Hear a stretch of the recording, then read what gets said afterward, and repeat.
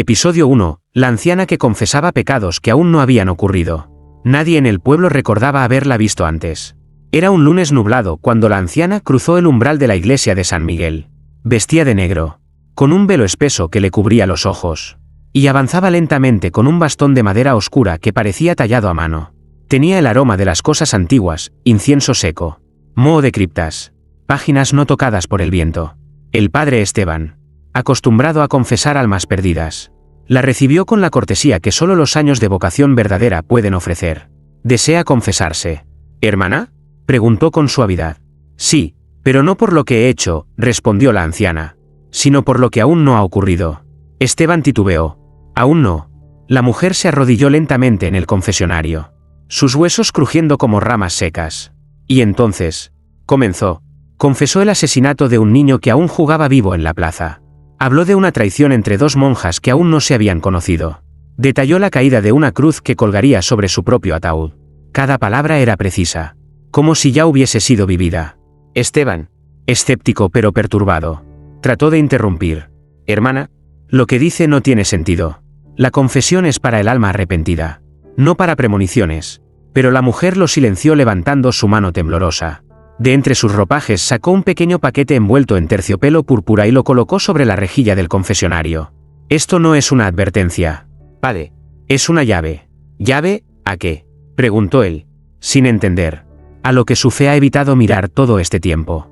Antes de que pudiera decir más, la anciana se puso de pie con una agilidad inhumana, y se desvaneció por la puerta lateral como una sombra que huye del sol. Esteban se quedó solo, con el paquete entre sus manos. Sentía el peso, no físico, sino espiritual. Algo dentro vibraba, como si estuviera vivo. No supo por qué, pero ese mismo día olvidó rezar el rosario. Olvidó el nombre de un santo al que había orado toda su vida. Olvidó cómo se sentía la fe. Y esa noche, mientras dormía, soñó con una cruz invertida clavada en su pecho, susurrándole en una lengua que no existía en ningún evangelio. El principio del fin acababa de comenzar. Episodio 2. El velo púrpura que ocultaba lo inhumano. El paquete seguía allí, intacto, sobre el escritorio de la sacristía. El terciopelo púrpura parecía brillar con una luz propia bajo la débil lámpara del despacho del padre Esteban. Lo había intentado ignorar durante horas, convencido de que se trataba de una prueba, quizá un truco de su mente agitada, pero cada vez que se alejaba, sentía como algo dentro del paquete lo llamaba por su nombre. Finalmente, al filo de la medianoche, con las campanas de la iglesia resonando solas, aunque nadie las hubiese tocado, Esteban cedió, con manos temblorosas y sudor frío en la nuca. Desató el lazo que sellaba el velo. El aire en la habitación pareció espesar, y las sombras en las paredes se alargaron, como si quisieran presenciar el acto. Dentro del velo había una tabla, no de papel ni de cuero, sino de una madera negra que no parecía tallada por hombre alguno. Estaba cubierta de símbolos, formas en espiral, letras invertidas, figuras que recordaban a ángeles, pero sin ojos, sin boca, criaturas celestiales sin rostro. El contacto fue inmediato. Apenas sus dedos rozaron la superficie, una descarga recorrió su cuerpo. Esteban cayó de rodillas, jadeando, mientras su visión se oscurecía y un coro de voces, algunas llorando, otras gritando, llenó su mente. En esa oscuridad interior, vio cosas que nunca había imaginado. Un Jesús crucificado que abría los ojos para maldecir a sus seguidores. Una Virgen que sangraba palabras en lenguas olvidadas. Un Dios que lloraba no de amor, sino de impotencia. Y detrás de todo, una figura envuelta en luz negra, observándolo desde el otro lado del velo de la realidad. Cuando Esteban volvió en sí, habían pasado horas. Estaba solo en el suelo, empapado en sudor. Pero la tabla seguía allí, sin moverse, como si nada hubiese ocurrido. Sin embargo, lo más aterrador no fue la visión. Fue el descubrimiento de que, al intentar rezar, no recordaba el Padre Nuestro. Su lengua se negaba a pronunciarlo. Su mente, antes ordenada por años de fe, se había desviado por completo.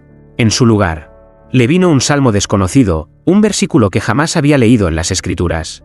Y al tocar lo prohibido, recordarás que tu fe fue impuesta, no entregada. Y el ciego verá lo que tú, siervo de la cruz, jamás debiste haber mirado. El padre Esteban entendió, por primera vez en su vida, que no estaba solo en su iglesia. Había tocado algo que pertenecía a otra voluntad. Y esa voluntad ya había comenzado a tocarlo de vuelta. Episodio 3. La misa donde los ángeles lloraron sangre. Domingo. Día sagrado. Los bancos de la iglesia de San Miguel estaban más llenos de lo habitual. El rumor se había extendido, el padre Esteban había estado ausente por días. Y los feligreses querían respuestas. O al menos una señal de que todo seguía bajo control divino. Pero nada en aquella mañana era divino. El altar olía a humedad. Como si algo hubiera estado llorando desde las piedras. Las velas parpadeaban con una llama inquieta. Y las estatuas, sobrias, serenas, parecían hoy más pesadas. Como si miraran con desaprobación. Esteban entró con la sotana arrugada. El rostro más pálido que nunca. Y unos ojos tan oscuros como el vino de consagrar. Llevaba en la mano una Biblia que no era suya. O al menos, ya no lo parecía. La cruz que colgaba de su cuello estaba del revés. Pero nadie se atrevió a señalarlo. Hermanos, hoy la palabra no será leída. Será mostrada, dijo con una voz hueca. Distante. Como si hablara desde el fondo de una caverna. Los fieles se miraron entre sí. Una mujer en la primera fila frunció el ceño. Un niño comenzó a llorar. Sin motivo aparente. El aire se volvió denso. Luego, Esteban abrió el libro. Pero no eran salmos. No eran evangelios. Las páginas estaban cubiertas de símbolos. Los mismos que había visto en la tabla prohibida. Letras que se retorcían como serpientes. Párrafos que parecían danzar con los latidos del corazón. Y al pronunciar aquellas palabras desconocidas, algo sucedió. Las estatuas de los ángeles, aquellas figuras esculpidas con delicadeza y amor, comenzaron a llorar. No lágrimas de agua, sino de sangre espesa, que bajaba lentamente por sus mejillas de mármol. Gotas que resonaban al caer sobre el suelo sagrado. El coro se quedó en silencio. Nadie se movía. Y entonces, el órgano, sin organista, emitió una nota profunda, que retumbó como un lamento del infierno. La iglesia tembló. Varias personas cayeron de rodillas. Un anciano comenzó a recitar el credo entre sollozos, mientras una joven gritaba que veía sombras moviéndose entre los vitrales. Esteban cerró el libro de golpe. El cielo no está enfadado, dijo con voz grave. Solo está abriendo los ojos por primera vez. Al terminar la misa, la mayoría salió corriendo. Otros se quedaron petrificados, como si el alma se les hubiera quedado pegada al banco. Esa noche, en la sacristía, Esteban escribió en su diario con tinta negra. He desatado algo que no sé controlar. Pero por primera vez, no siento miedo. Siento claridad. Y afuera, bajo la cruz del campanario, una paloma blanca cayó muerta, con los ojos abiertos y la lengua partida en dos. Episodio 4, el evangelio que no aparece en ningún testamento. El padre Esteban no durmió esa noche. No podía. Cada vez que cerraba los ojos, escuchaba susurros, al principio lejanos, luego más cercanos, que repetían versículos imposibles. Versículos que hablaban de un Mesías rechazado por el propio cielo. De una iglesia fundada sobre una mentira milenaria. De una luz que no venía de Dios, sino de algo anterior a él. Amaneció con la mirada rota y las manos manchadas de tinta. Sobre su escritorio, una hoja que no recordaba haber escrito. Estaba en latín arcaico. Pero su mente la comprendía como si lo hubiese aprendido desde el vientre. Y cuando el elegido toque la palabra oculta, el velo será rasgado y la verdad sangrará desde el altar. La fe no fue un don, sino un castigo. Y el silencio de Dios, un escudo para no oír lo que habita debajo. Esa frase lo llevó de regreso a la tabla negra. La había escondido detrás del altar, sellada en una caja de plomo que había encontrado en la cripta más profunda. Pero al abrirla, la tabla ya no estaba. En su lugar, reposaba un libro. No era un códice antiguo, ni un tomo de biblioteca perdida. Era moderno. Lomo negro, cubierta lisa, sin título. Esteban lo abrió. Y al pasar sus páginas, supo que aquello no era obra de hombres. Cada palabra parecía conocerlo, como si el texto lo estuviera leyendo a él. Las páginas cambiaban de orden, como si se reorganizaran según sus pensamientos. Allí encontró lo que ningún testamento, antiguo o nuevo, se había atrevido a escribir: que Dios no creó al hombre, sino que lo encerró. Que el libre albedrío fue un candado disfrazado de elección. Y que hubo otro, anterior a la luz, que susurró la primera verdad antes de que existiera la primera mentira. Esteban cayó de rodillas. ¿Quién eres tú?, susurró, temblando, mirando las páginas. Y el libro respondió, no con voz, sino con una sensación que invadió sus venas. Soy lo que fue callado, lo que ni los ángeles quisieron ver. Las campanas de la iglesia comenzaron a sonar por sí solas. 3 veces. Un cuervo entró por la ventana rota y se posó sobre la cruz del altar. No graznó, solo observó. Esteban entendió que ya no era un sacerdote, era un testigo. Y el evangelio que ahora poseía no era para predicarlo, sino para cargarlo como cruz, sabiendo que cada palabra le costaría un trozo de alma.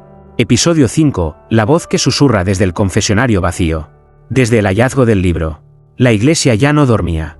Las puertas chirriaban en la madrugada sin viento. Las velas se encendían solas a las 3 de la mañana. Y cada noche, a la misma hora, el confesionario del lado izquierdo, el que nadie usaba desde hacía años, comenzaba a crujir como si alguien se sentara dentro, aunque no hubiera nadie. La primera vez, el padre Esteban creyó que era el eco de su conciencia deshilachada. La segunda, bajó con una linterna, armado de fe, lo poco que aún quedaba, y encontró la puerta del confesionario entreabierta. Y la tercera noche, escuchó su propia voz salir desde dentro. «Padre Esteban, ¿aún recuerda lo que prometió no tocar?». El corazón se le paralizó. La voz era idéntica a la suya, pero más grave, más lenta, como si viniera de un lugar donde el tiempo no fluía igual. «¿Quién eres?», susurró, acercándose, con la mano temblorosa sobre la madera. «Soy usted, cuando ya no cree». «Yo no, yo todavía creo». «No, padre», rió la voz. «Usted recuerda la estructura, pero ha olvidado el nombre. Y lo más peligroso es que no lo extraña». Esteban abrió el confesionario de golpe. Estaba vacío, pero el aire era más frío, más espeso, como si alguien invisible acabara de irse. Encima del reclinatorio, había una hoja doblada. Su letra, su firma, una confesión escrita a mano. «He leído el Evangelio prohibido. He sentido compasión por el que cayó. He dudado del que reina. Y esta noche, he sentido amor por el silencio». Esteban no recordaba haberla escrito, pero al leerla, lágrimas corrieron por sus mejillas. No de culpa, sino de revelación. En los días siguientes, la voz volvió. A veces le contaba secretos de los fieles que aún no confesaban. Otras veces, repetía pasajes que no estaban en la Biblia, como si los estuviera dictando desde una versión enterrada del cielo. En una ocasión, le dijo el nombre del ángel que cayó antes que Lucifer, y cuyo nombre fue borrado de todo texto sagrado. Esteban comenzó a esperarla cada noche, como se espera a un visitante inevitable. Hasta que un día, la voz no volvió. Pero algo peor la reemplazó. Un murmullo colectivo. Muchas voces al unísono. Como si cientos de almas hablaran desde dentro del confesionario, pidiendo no ser redimidas, sino liberadas. Y esa noche, Esteban escribió una única frase en su diario, con la pluma empapada en algo más espeso que tinta. No todas las confesiones buscan perdón. Algunas solo quieren ser escuchadas, por quien ya ha caído. Episodio 6. El crucifijo que giró la cabeza al revés. La mañana del viernes. El sol no entró a través de los vitrales. Las ventanas seguían allí, intactas, pero la luz se negaba a atravesarlas, como si algo más allá del cristal hubiese decidido que la iglesia ya no merecía el amanecer. El padre Esteban descendió del altar con pasos lentos, arrastrando los pies. No había dormido. No desde que escuchó por última vez la voz del confesionario. Desde entonces, todo en San Miguel se sentía hueco, como si el templo ya no fuera un refugio, sino una caja de resonancia para lo que estaba por venir. Frente al altar mayor colgaba el crucifijo tallado a mano. Herencia del siglo XVII. Una imagen imponente de Cristo con el rostro dolido, la corona de espinas y los ojos cerrados. Pero esta vez, al alzar la mirada, algo lo detuvo. El rostro del Cristo estaba girado, no hacia arriba, como en todos los días anteriores, no hacia el cielo, sino hacia abajo, hacia Esteban, y los ojos estaban abiertos. El sacerdote cayó hacia atrás, tropezando con el reclinatorio. No podía respirar. El Cristo no solo lo miraba, lo reconocía. Se acercó lentamente, movido por una fuerza que no entendía. Los ojos del Cristo estaban llenos de algo que no era compasión, ni sufrimiento. Era rabia contenida, desdén o miedo. Entonces, algo aún más imposible ocurrió. Del costado abierto de la imagen comenzó a gotear un líquido espeso, oscuro, no sangre, no aceite sagrado. Era tinta negra que caía sobre el altar en forma de letras. Esteban se inclinó para leer. Ya no me representan. Yo no fui clavado por amor, sino por advertencia. El madero fue un sello, no un sacrificio. Se apartó de golpe, con la mente colapsando. Las campanas comenzaron a repicar solas. Y en ese momento, el sonido de la puerta de la sacristía retumbó con un golpe seco. Sobre el escritorio, había nuevas cartas. 3 sobres, cada uno con su nombre, su letra, su firma, fechadas 3 días en el futuro. El primero decía: el domingo dejarás de ser sacerdote. El segundo: el lunes, el pueblo te maldecirá. Y el tercero: aún sin abrir. Temblaba levemente, como si lo que había dentro aún estuviera escribiéndose. Esteban cerró los ojos y murmuró una oración. Pero al intentar pronunciar el nombre de Dios, su boca se cerró sola. Y en su cabeza, una sola certeza: no todo lo que cuelga de una cruz es santo. Episodio 7. La monja que soñó su propia ejecución en la plaza del pueblo. Sor Clara jamás había hablado durante el desayuno. Era silenciosa como las losas del convento, obediente hasta en la respiración. Todos la conocían por su paz inquebrantable, por su fe que no temblaba ni siquiera durante las tormentas. Hasta aquella mañana. Entró en el refectorio con los ojos rojos y los dedos crispados, como si hubiera estado rascando las paredes de su propia mente. Caminó directo hacia el padre Esteban, que bebía su café en silencio, y lo miró con una intensidad desconocida. «He soñado mi muerte, padre. Y la suya también». Esteban dejó la taza en la mesa, sin emitir palabra. «Estábamos en la plaza del pueblo», continuó ella, con la voz cortada. «Usted con la sotana rota. Yo, de rodillas frente a una cruz invertida. La gente gritaba nuestros nombres, pero no por fe. Gritaban para condenarnos». La sala entera quedó en silencio. Sor Clara, temblando, sacó de su hábito un trozo de tela. Era parte de su propio velo, manchado de sangre seca. Nadie entendía cómo, pero había señales de clavos, como si algo se lo hubiese arrancado mientras dormía. Esteban se puso de pie, no por autoridad, sino porque algo dentro de él empezó a vibrar. «¿Qué más viste?», preguntó, con voz baja. «Vi un libro», susurró ella. «Negro, sin título, abierto sobre un altar roto. Y usted lo leía. Pero su rostro no era el suyo. Sus ojos eran otros. Como si alguien lo estuviera usando como un recipiente». Esteban retrocedió un paso. Ella lo miró con lágrimas. Y al final, cuando la multitud pedía fuego, usted me miró y me dijo: «No reces para salvarte, reza para no recordarlo todo». Ese día, Sor Clara se encerró en su celda y quemó todos sus rosarios. No salió a rezar. No asistió a la Eucaristía. Solo se oía, a través de las paredes, un canto monótono en una lengua desconocida. Al caer la noche, Esteban entró a la capilla. En el centro del altar había un trozo de papel. La revelación no solo se muestra, también se contagia. Y debajo de la frase, la palabra ejecución, escrita 3 veces con tinta roja, o lo que él esperaba que fuese tinta. Desde lo alto del campanario, el mismo cuervo negro lo observaba otra vez. Esta vez, con la cabeza inclinada hacia el costado, como si ya supiera el final de la historia. Episodio 8. El pueblo que olvidó cómo rezar.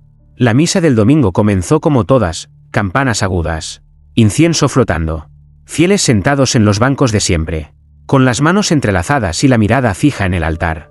Pero algo, desde el primer instante, se sentía desconectado, como si el hilo invisible entre lo sagrado y lo humano se hubiese roto durante la noche.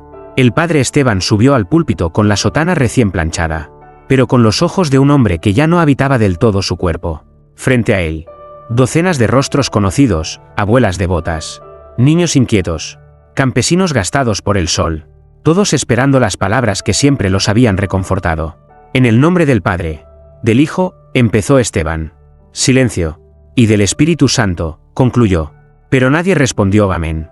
Esteban parpadeó. Miró al coro, a los ancianos, a las monjas. Nadie hablaba. Nadie sabía qué decir.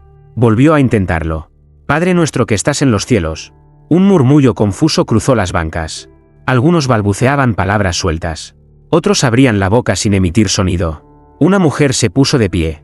«Padre». «No lo recuerdo», dijo con voz temblorosa. «No recuerdo el Padre Nuestro». Un murmullo de pánico se apoderó del templo.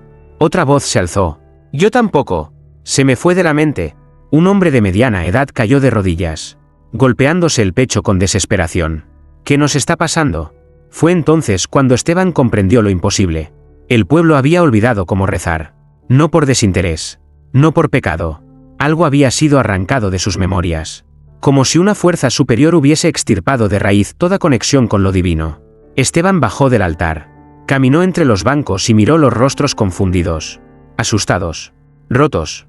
Y al mirar a una niña de ojos verdes, una que siempre sabía todos los salmos de memoria, sintió que su cuerpo se congelaba. Ella lo miraba fijamente, pero no con inocencia, sino con una calma perturbadora. Y le dijo, con voz plana, como si alguien más hablara a través de ella: «No necesitan rezar, padre. Ya están siendo escuchados, por lo que viene». La misa nunca terminó. Esa noche, los vitrales de la iglesia se agrietaron sin motivo. El agua bendita se tornó turbia, y un cántico sin origen comenzó a sonar desde los muros, como si las piedras repitieran oraciones que los hombres ya no podían recordar. Y en lo más profundo del templo, la tabla negra volvió a aparecer, abierta como un libro, esperando su próxima página. Episodio 9, el espejo que solo refleja tu alma si estás condenado. La sacristía olía a cera fría y metal húmedo cuando Esteban encontró el objeto. No estaba allí la noche anterior. Nadie lo había traído. Ningún inventario lo registraba. Sin embargo, ocupaba ahora la pared completa donde antes colgaban casullas de Cuaresma, un espejo alto, de marco barroco ennegrecido, coronado por querubines sin ojos. Lo primero que notó, no se reflejaba. Veía la habitación, el crucifijo lateral, las estanterías, pero donde él debía aparecer había un vacío ondulante, como agua negra. Dio un paso a la derecha, nada. A la izquierda, nada. Extendió la mano. Desaparecía al cruzar el borde del vidrio, como si la devorara un pozo. Golpeó el marco. Sólido. ¿Real? Llamó a Sor Clara, todavía temblorosa desde el sueño de su ejecución. Acudió con recelo. Mírese, le dijo Esteban. Ella se paró frente al espejo, y gritó. No vio su rostro tal como estaba, sino como en el sueño, con la frente marcada por un hierro, la boca cosida con alambre de rosario, rodillas desgarradas sobre piedra. El reflejo respiraba en jadeos.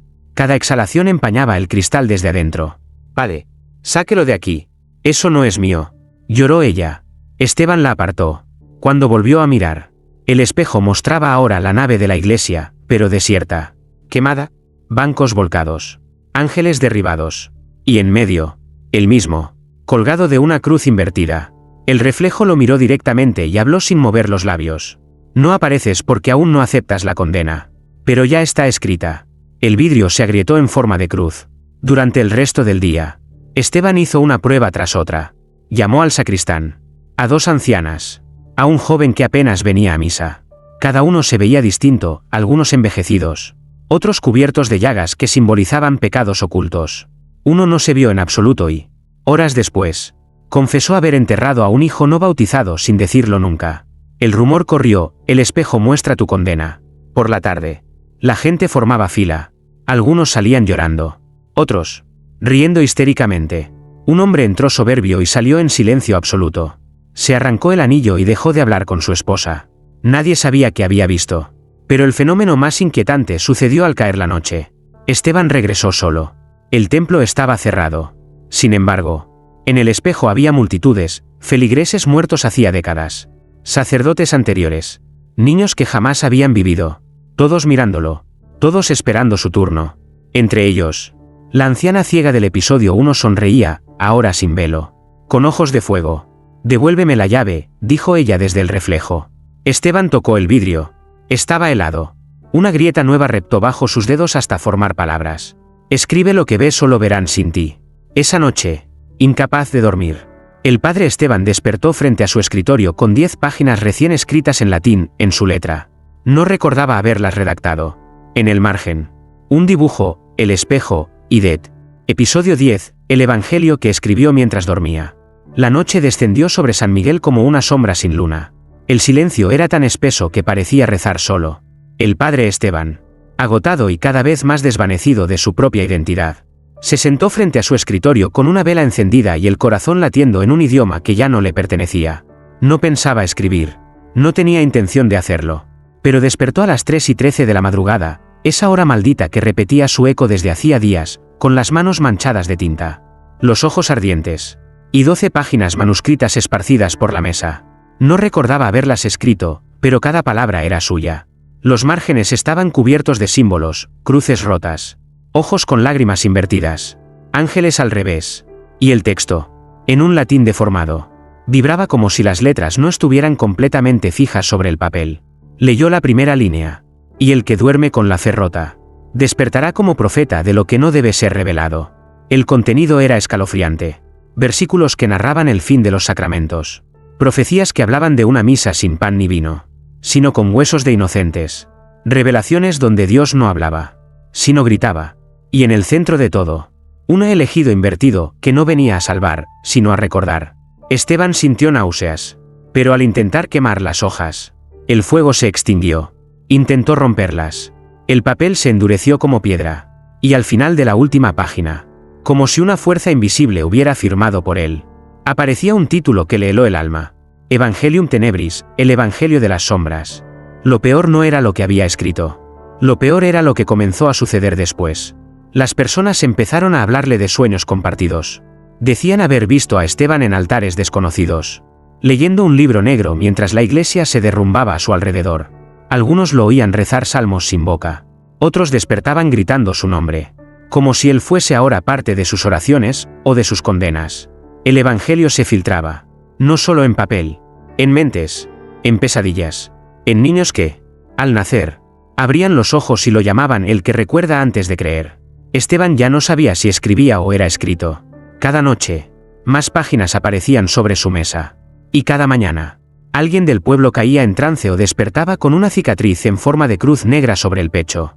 Esa noche, Esteban cubrió el evangelio con un paño blanco y lo selló con cera bendita. Pero al amanecer, el paño había desaparecido, y el evangelio estaba abierto en el atril del altar mayor, como si se hubiese colocado allí por derecho propio. Como si la iglesia ya supiera que lo que viene no se predica, se lee, se escucha, y luego, se olvida. Episodio 11, el juicio del cielo que ocurre en sueños ajenos. Desde hace 3 noches, nadie en San Miguel lograba dormir sin caer en un mismo abismo. El primero en contarlo fue el sepulturero, un hombre sin fe, pero con respeto por los muertos. Despertó empapado en sudor, balbuceando que había visto al padre Esteban en el centro de un juicio celestial, pero no como sacerdote, sino como acusado. Después, fue la madre de un acólito, luego una monja, después un niño que aún no sabía leer, pero describió con precisión una sala de mármol blanco, un coro de ángeles sin boca, y un libro negro flotando sobre una balanza que nunca se equilibraba. Todos soñaban lo mismo, y todos despertaban con una frase que no podían explicar. El cielo lo está escuchando, pero no para perdonarlo. Esteban, al enterarse, no se sorprendió. En el fondo, lo esperaba. Esa misma noche, se encerró en la capilla con el Evangelium Tenebris abierto frente a él. Encendió una única vela y se arrodilló, no para rezar, sino para entregar su alma a la verdad. Cerró los ojos y dejó que el sueño lo tragara. Y entonces despertó en el juicio.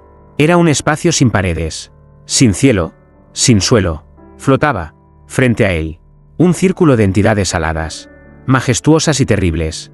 Lo rodeaban sin rostro, con alas que se abrían como cuchillas. No hablaban, pero todo lo que pensaban se sentía como fuego en su piel. Una voz, ni masculina ni femenina, vibró dentro de su cráneo.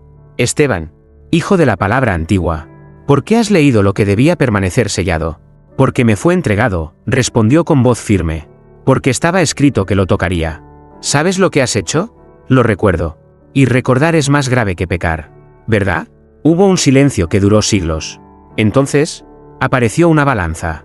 A un lado, una cruz de oro. Al otro, el Evangelio de las Sombras. La cruz se oxidaba a medida que el libro brillaba más.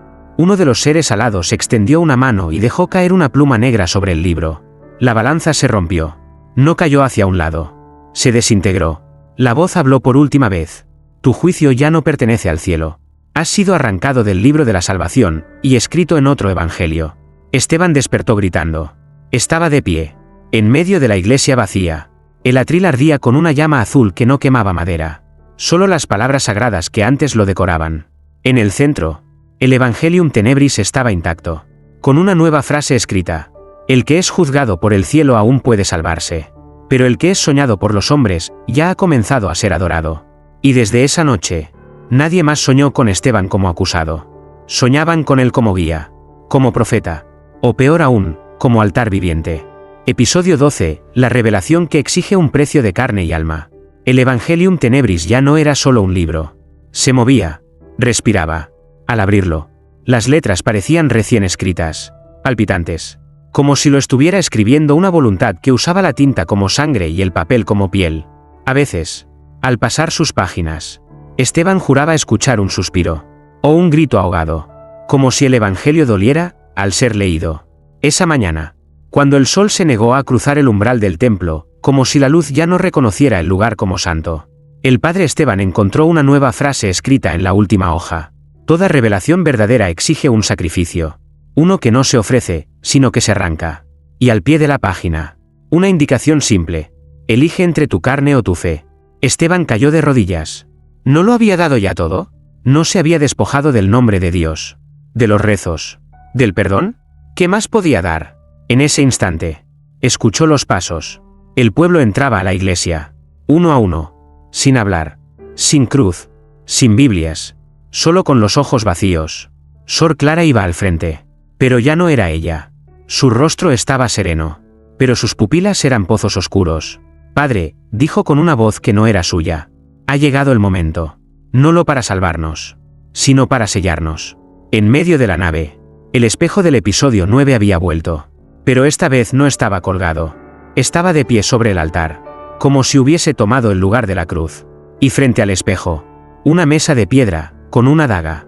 Esteban entendió, no se trataba de morir. Se trataba de ofrecer lo que aún conservaba como humano. Se despojó de la sotana.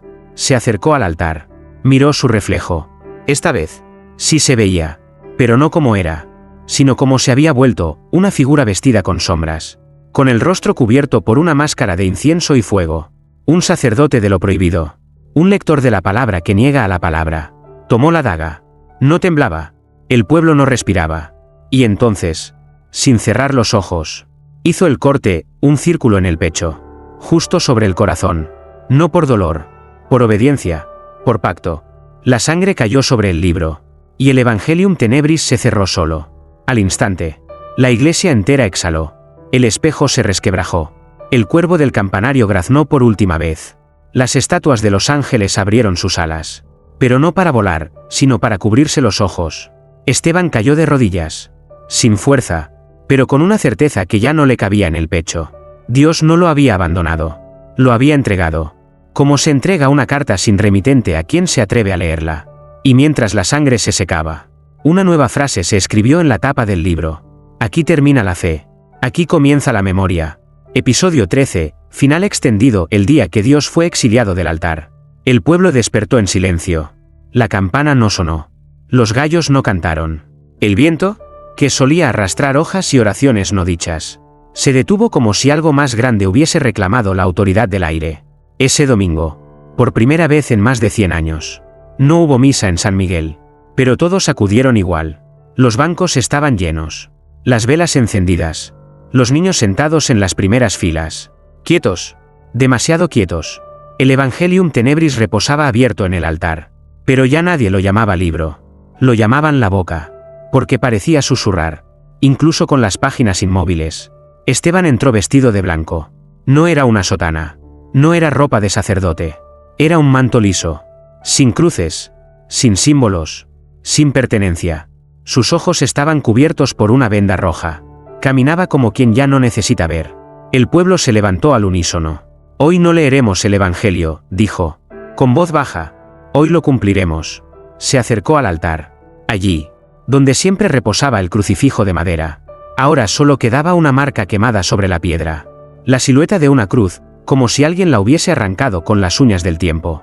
El altar ya no es de él, continuó Esteban. Fue devuelto. Dios ha sido exiliado. Un murmullo cruzó el templo. Pero nadie protestó.